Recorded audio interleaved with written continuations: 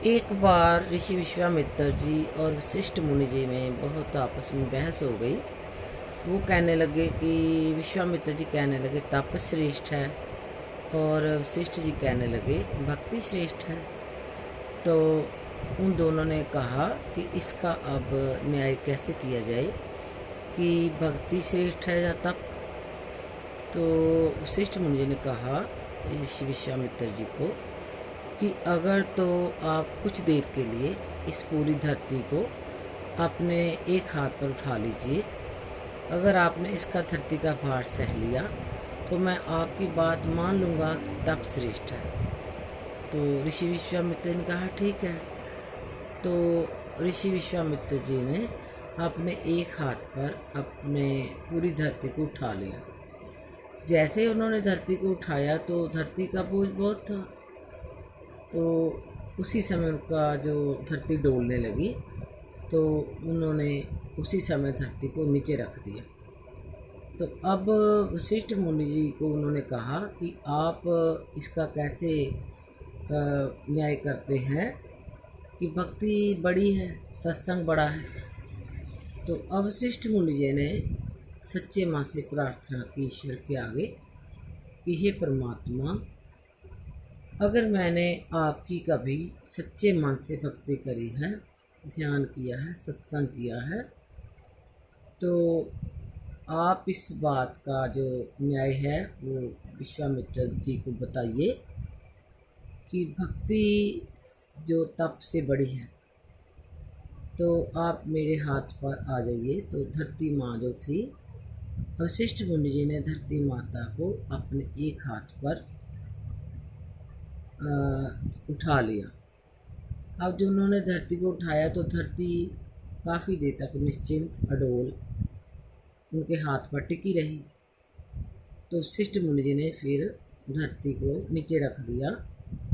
तो अब जो विश्वामित्र जी से जो थे वो हाथ बांधकर उनसे क्षमा याचना करने लगे कि मैं तो यही सोचता था कि तप श्रेष्ठ है और इसी से मेरे को मैं अहंकार में भी रहता था कि तप ज़्यादा कुछ है।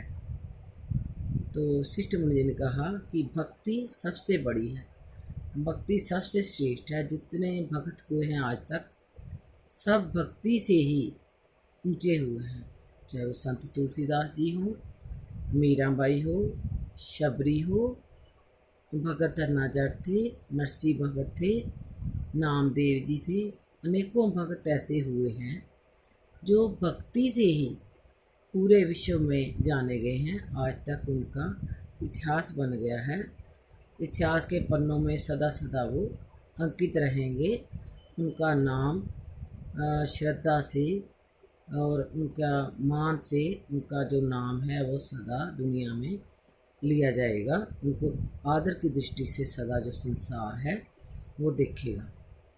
क्योंकि जब कोई तप करता है, जैसे कोई मैंने ये छोड़ दिया, वो छोड़ दिया, घर त्याग दिया, लेकिन अंदर के जो विकार हैं वो नहीं गए या अहंकार आ गया, तो उससे जो है भक्ति में बाधा आती है। लेकिन जो भक्ति है वो ज्यों को भक्ति करता है उसमें विनम्रता आती है और सहन शक्ति आती है, शांति आती है, अंदर से अचल अडोल मनुष्य हो जाता है और उसका योग क्षेम जो है वो उसका परमात्मा आप ही करते हैं।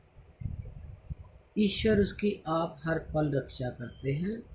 देश हो, विदेश हो, घर हो, बाहर हो, जहाँ भी हो, वो परमात्मा का प्यारा होता है और उसके अंग संग भगवान सदा रहते हैं।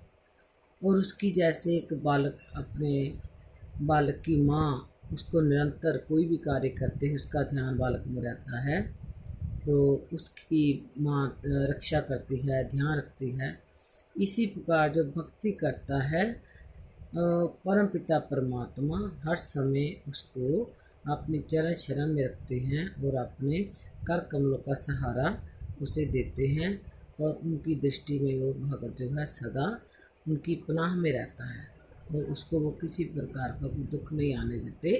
आ भी जाता है तो वो दूर कर देते हैं, सूली का कांटा बना देते हैं और अपने भक्त की सदा सदा रक्षा करते हैं। इसलिए हमें सब ओर से ये सोचना चाहिए कि भक्ति करनी चाहिए। भक्ति ही मनुष्य की सबसे बड़ी दौलत है। भक्ति अमृत है। भक्ति सुख की खान है। भक्ति में सब सुख बसे हुए हैं। जहाँ भक्ति है वहाँ ईश्वर आप